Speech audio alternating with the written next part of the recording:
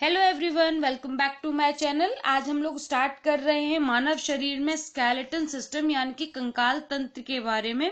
ये टॉपिक हमारा काफी इंटरेस्टिंग और अच्छा टॉपिक है। इससे काफी क्वेश्चंस पूछे जाते हैं, जैसे कि आपकी सबसे बड़ी बोन कौन सी है बॉडी की, सबसे छोटी बोन कौन सी है बॉडी की, और साथ में ही ऐसे ही कई तरीके के जो क्वेश्चंस हैं कि ये आपका पर्टिकुलर जो बोन है वो कहाँ पाई जाती है। इस तरीके के डायरेक्ट क्वेश्चंस कुछ हमारे एग्जाम्स में पूछे जाते हैं, जो कि आपके टीजीटी पीजीटी के साथ में ही आपके नेट के एग्जाम में और आपके सीटेट के एग्जाम में भी ये क्वेश्चंस पूछे जाते हैं। तो आइए बिना टाइम वेस्ट किए हुए शुरू करते हैं अपनी वीडियो को।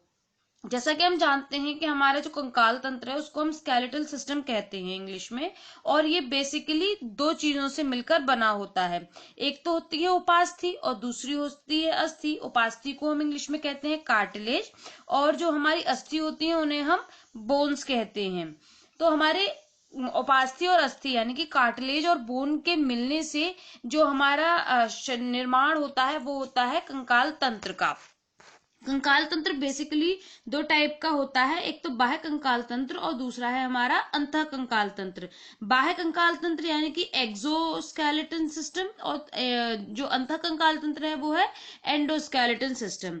ये दो तरीके के हमारे कंकाल तंत्र होते हैं। आपको अगर पूछा जाए कि हमारा कंकाल तंत्र किन दो चीजों से मिलकर बना है, तब आप कार्टिलेज एंड बोन बताएंगे। जब आपको टाइप्स पूछे जाएंगे तब आप एक्सोस्केलेटन और एंडोस्केलेटन के बारे में बताएंगे। तो इन दोनों चीजों में कंफ्यूज नहीं होना है, आपको याद रखनी है ये दोनों चीजें अलग अलग है, भिन्न भिन्न है।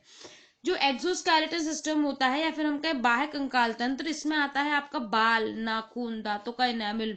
ये सारी चीजें क्या है हमारी बाह्य कंकाल तंत्र के रूप में आती हैं। तो आपको ये याद रखना है इस चीज को कि ये आपके एक्सटर्नल यानी कि एक्सो स्केलेटन में काउंट की जाती हैं, और एंडोस्केलेटन में आपकी 206 हड्डियां जो होती हैं शरीर में उनको काउंट किया जाता है। तो आपको पता चल गया कि बाह्य कंकाल तंत्र कौन सा है और अंतः कंकाल तंत्र कौन सा है।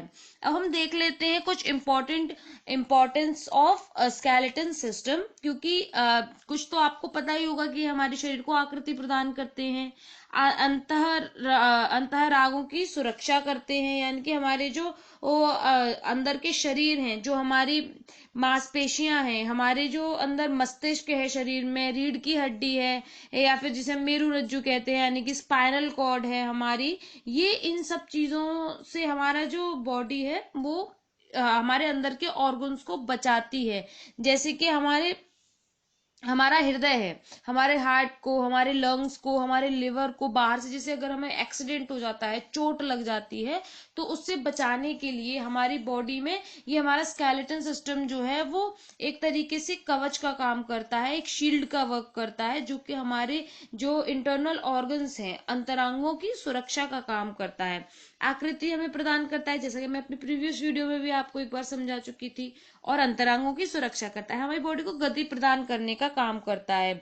गति प्रदान करने का काम करता है क्योंकि जो स्केलेटन सिस्टम है उसमें अस्थियां और मांसपेशियां दोनों मिलकर जब हम कोई भी वर्क करते हैं, तो उसमें जैसे चलना है, बैठना है, झुकना है, किसी भी चीज को पकड़ना है, उठाना है, ये सारी चीजें जो है हमारे बोन्स और हमारी जो मांसपेशियां होती हैं उनकी दोनों के कोलैबोरेशन से ही ये पॉसिबल हो पाता है। इसीलिए हमारी बॉडी को एक मूवमेंट भी प्रोवाइड करता है, फिर है दृढ़ता प्रदान करता है, क्योंकि अस्थियां शरीर को सुदृढ़ बनाती हैं। मतलब वो उसको दृढ़ को अब इंग्लिश में एट अ टाइम मुझे याद नहीं आ रहा है, बट वो उसको एक तरीके से एक फ्रेम प्रोवाइड करती हैं, एक तरीके से एक शेप प्रोवाइड करती हैं, जिससे कि हम अपनी बॉडी को एक, जैसे बोलते हैं ना कि एकदम शेप में है बॉडी। और इंसान अगर आप एक कपड़े को लें, तो अगर आप कपड़े को जैसे भी रखना चाहेंगे आप उसको मोड़कर रख सकते हैं, तो वो कैसा है, वो सुदृढ़ नहीं है, उसमें दृढ़ता नहीं है। लेकिन हमारी बॉडी को आप एक स्पेसिफिक जगह से ही मोड़ सकते हैं, जैसे कि आप अपनी कोहनी से मोड़ सकते हैं, घुटने से मोड़ सकते हैं, बट आप अननेसेसरी कहीं से हाथ अपने पैर को या बॉडी को नहीं मोड़ सकते हैं कि आप उसको ऐसे एक गोल बॉल बनाई और रख दिया। तो इस तरीके से हमारी बॉडी को एक दृढ़ता प्रदान करता है, एक तरीके से हमें एक शेप प्रोवाइड करता है। ये लाल रुधिराणुओं का निर्माण करता है, यानी कि जो आरबीसीज होती हैं, रेड ब्लड सेल्स, उनका ही निर्माण करता है। आप में से कुछ स्टूडेंट्स को पता होगा कि किस तरीके से करता है, अगर नहीं पता है तो मैं आपको बताती हूँ। बहुत इंपॉर्टेंट है ये, इसीलिए मैंने इसके महत्व को इंक्लूड किया है। ये तो हमारी बेसिक बातें हैं जो हम सबको ही पता है, लेकिन ये और ये 3 पॉइंट्स काफी इंपॉर्टेंट पॉइंट्स हैं हमारे कंकाल तंत्र के महत्व में, जिनसे क्वेश्चन आपसे पुटअप किया जा सकता है। तो कंकाल तंत्र की जो लंबी खोखली अस्थि की गुहा होती है, लाल अस्थि मज्जा यानी कि रेड बोन मैरो, वो हमारे कंकाल तंत्र में पाई जाती है।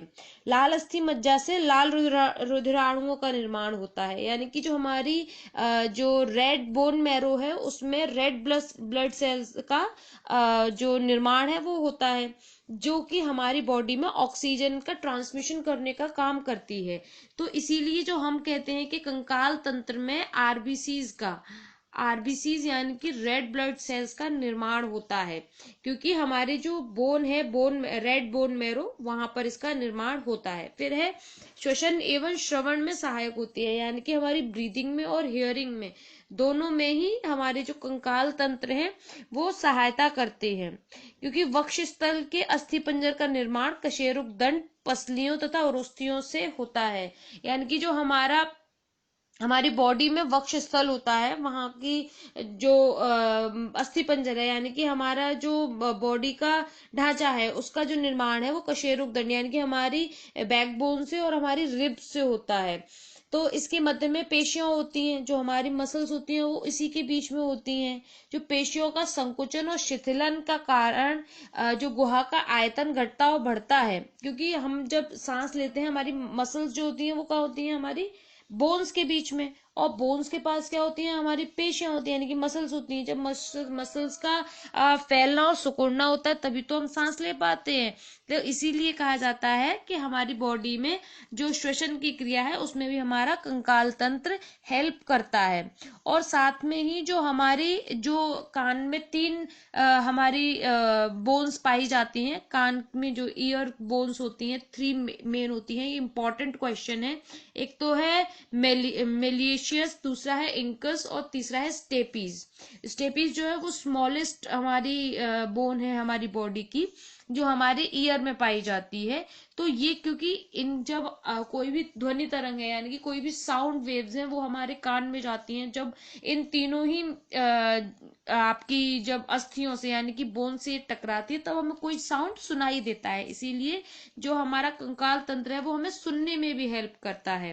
फिर है कैल्शियम को संचित करने का काम, यानी कि उसको स्टोर करने का काम भी हमारी बॉडी में हमारी बोन्स के थ्रू किया जाता है, क्योंकि शरीर में जो अधिकांश अस्थियां हैं अस्थियां हैं उनमें कैल्शियम संचित रहता है, यानी कि स्टोर रहता है, क्योंकि बोन बनी ही कैल्शियम की होती हैं, कैल्शियम और मिनरल्स की बनी होती हैं। इसीलिए ये हमारी बॉडी में कैल्शियम को स्टोर करने का काम भी करता है। और ये हमारे बॉडी में बाहरी कंकाल को भी सहारा प्रोवाइड करता है। जैसे कि इंटरनल हमारा जो एंडोस्केलेटन था, उसी के कारण हमारी बॉडी पे एक्सोस्केलेटन एग्जिस्ट करता है। तो इस तरीके के कुछ महत्व थे जो हमने आज पढ़े। उसके बाद हम बात करते हैं कुछ मेन फैक्ट्स के बारे में, जिससे रिलेटेड क्वेश्चन आपको पूछे जाते हैं।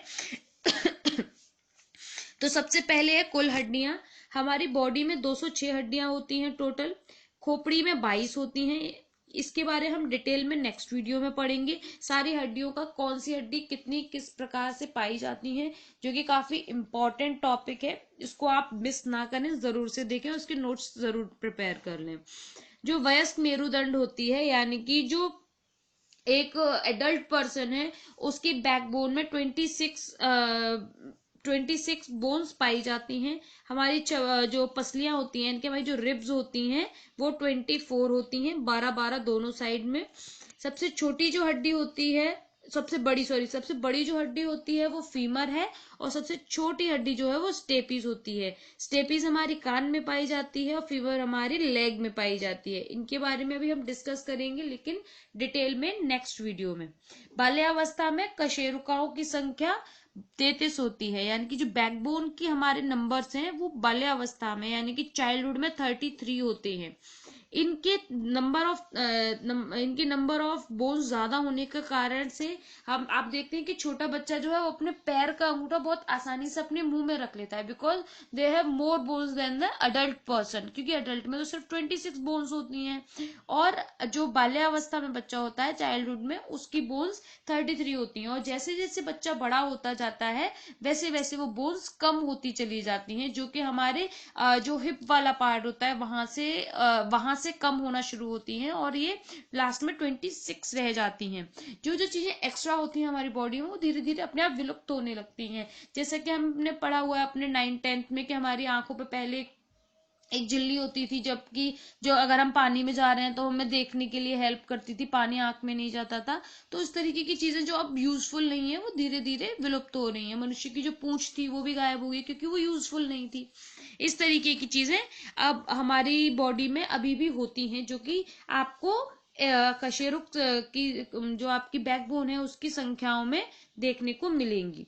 मांस एवं अस्थियों के जो जोड़क तंतु होते हैं उन्हें टेंडन कहते हैं। यानी कि जो आपका मांस है, यानी कि मांस और अस्थियां यानी कि आपके मसल्स और आपके बोन्स को जोड़ने का काम कुछ तो कर रहा होगा। ऐसा तो नहीं है कि आपकी बोन, अब आप सोचिए दीवार पर सीमेंट जोड़ने के लिए उसको गीला करना पड़ता है ना। तो उसी तरीके से हमारे जो अस्थियां हैं यानी कि हमारे जो बोन्स हैं उनके ऊपर जब मांस को अगर जुड़ना है तो टेंडन जो तंतु होते हैं वो उसको जोड़ने का काम करते हैं।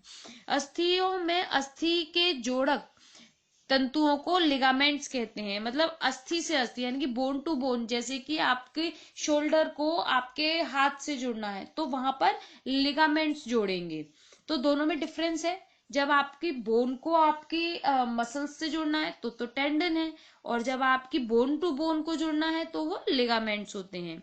मानव शरीर में लगभग 600 मांसपेशियां पाई जाती हैं। ये आपको याद रखना है, इंपॉर्टेंट पॉइंट्स हैं जो सारे मैंने ये बताए और अभी भी ये बता रही हूँ। ये सारे आपके इंपॉर्टेंट पॉइंट्स हैं। फिर है तंत्रिका तंत्र की संरचनात्मक इकाई न्यूरॉन होती है। हम प्रीवियस वीडियो में पढ़ चुके हैं इस बारे में, तो एक रिमाइंडर के तौर पर मैंने ये क्वेश्चन आपको यहाँ दिया है, सो दैट आपको याद रहे कि हमारे जो नर्व सिस्टम होता है उसकी जो बेसिक यूनिट होती है वो न्यूरॉन्स होते हैं। यहाँ आज की वीडियो खत्म होती है। नेक्स्ट वीडियो में मिलेंगे इसी टॉपिक पर और ब्रॉड में जानने के लिए, और अच्छे से और डीपली जानने के लिए, क्योंकि पेपर का पैटर्न कैसा होगा, क्योंकि काफी चीजें चेंज हो रही हैं, तो हमें टीजीटी और पीजीटी दोनों को फोकस करते हुए अपनी तैयारी को करना है, सो दैट हम अच्छे से उसको क्रैक कर पाए। वीडियो पसंद आई हो तो लाइक करें, शेयर करें और चैनल को सब्सक्राइब करें। अगर आप अभी नए हैं तो बेल आइकन को प्रेस करना ना भूलें, इससे आपको लेटेस्ट वीडियो का नोटिफिकेशन मिलेगा सबसे पहले। वीडियो पसंद आए तो प्लीज लाइक करें। Thank you for watching my videos and do comment, do share this video and have a good day. Bye bye.